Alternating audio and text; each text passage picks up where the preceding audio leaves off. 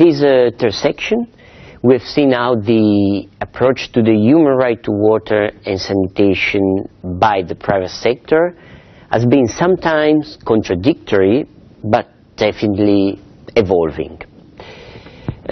Initially, particularly during the 1990s and also the last decade, private corporations, private water operators were lobbying against the explicit recognition of this right, particularly in the final declarations of international fora such as the World Water Forum.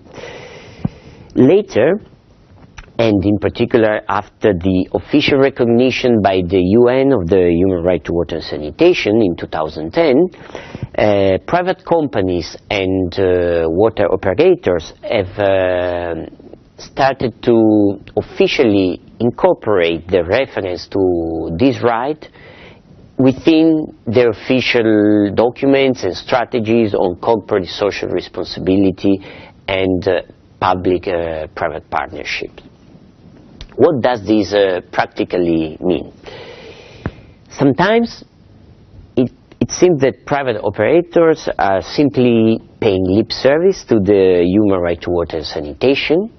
They acknowledge it, but then immediately pass on discussing other issues. Could be water security, water scarcity, and this was the case, for instance, of the second video with the interview of the CEO of Nestlé.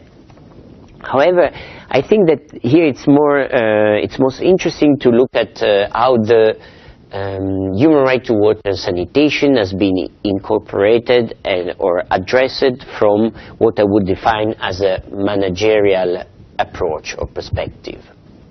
So here again the main problem linked to access to water and sanitation is considered water scarcity. This is the main obstacles also to the fulfillment and the enjoyment of the human right to water and sanitation, and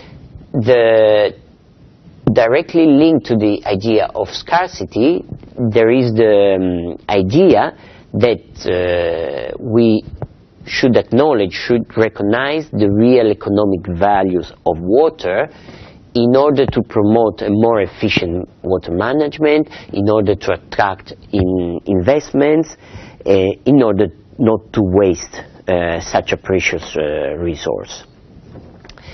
And in order to do so, the best model identified to attain this goal, the solution, is considered the public-private partnership. In this respect, the main duty holder, duty bearer, when it comes to the right to water and sanitation, is still considered the state, public authorities. Also, if you look at the official documents by Aquafed on the human right to water, they clearly mention the state as the main duty holder. What does it mean? It means the public authorities have to ensure a legal framework and adequate investments to fulfill the human right to water and sanitation. At the same time, and here it comes the public-private partnerships, private operators, private companies are identified as the most efficient, perhaps, provider of water services.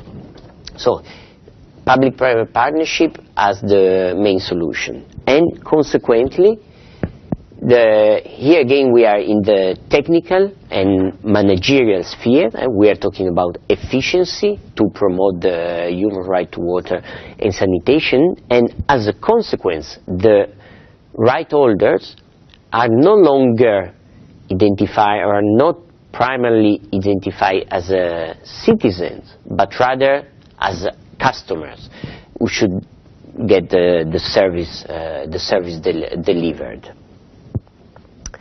So here again we are rather thinking of a rather passive recipient of technical and managerial solution, and it was clearly, I think it was well exemplified by the video describing the corporate social responsibility in project in Colombia, where you had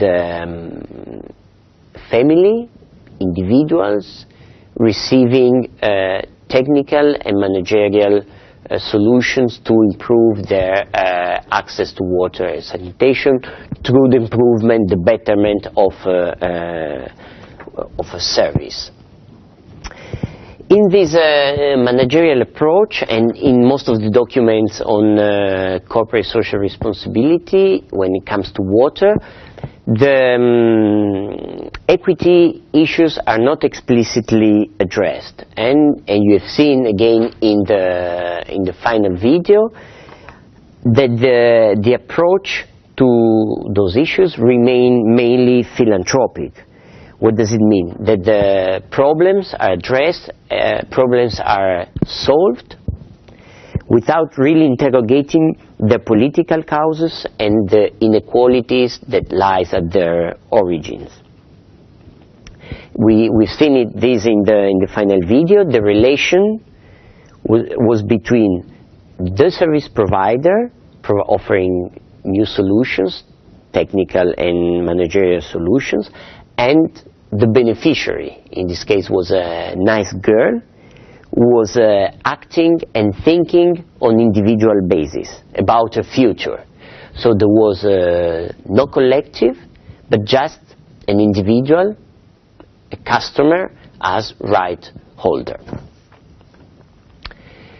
So this was the third section, describing a little bit the approach of private companies to the human right to water and sanitation, and how this has been incorporated in strategies such as the CEO water mandate and this idea of water stewardship that should lead corporate social responsibility when it comes to water.